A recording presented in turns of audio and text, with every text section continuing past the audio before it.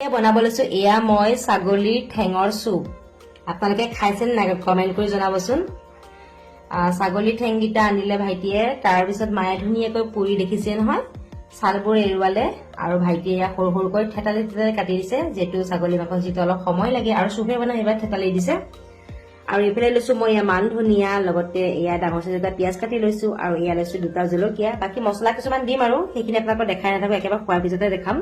আৰু ইয়াতে খুন্দি লৈছো জালুক জিৰা আৰু নহৰু আদা তেনেকে আৰু এইফালে লৈছো কুকাৰ এটা গুটিখিনি দি দিম আৰু তাৰপিছত 10-12টা মান চিটি মাৰিবলৈ দিম যেটো ছাগলী মাংস যিটো অকমান সময় লাগে যে আৰু একেবাৰে আপোনালোকক খোৱাৰ পিছত দেখাই আছো দেই আৰু এইফালে মোৰ চুপ খাবলৈ ৰেডি হৈ গল দেখিছে কিমান ধুনীয়া কালাৰ হৈছে আৰু আপোনালোকে খাই নে নাখায় সেইটো কমেন্ট কৰি জনাব নি মাজে মাজে বাৰু খাই থাকো খালি ভিডিঅ দিয়া নহয় আজি ভাবিলো ভিডিঅটো দিও আপোনালোকৰ মাজলৈ আগবঢ়াও আৰু যদি আপোনালোকে দুৰ্বল হৈ থাকে এনেকৈ বনাই খাবচোন ইয়াতে একো কিন্তু তেল চেল দিয়ে আপোনালোকক দেখাইছোৱে মই আৰু এয়া চাওকচোন কিমান ধুনীয়া হৈছে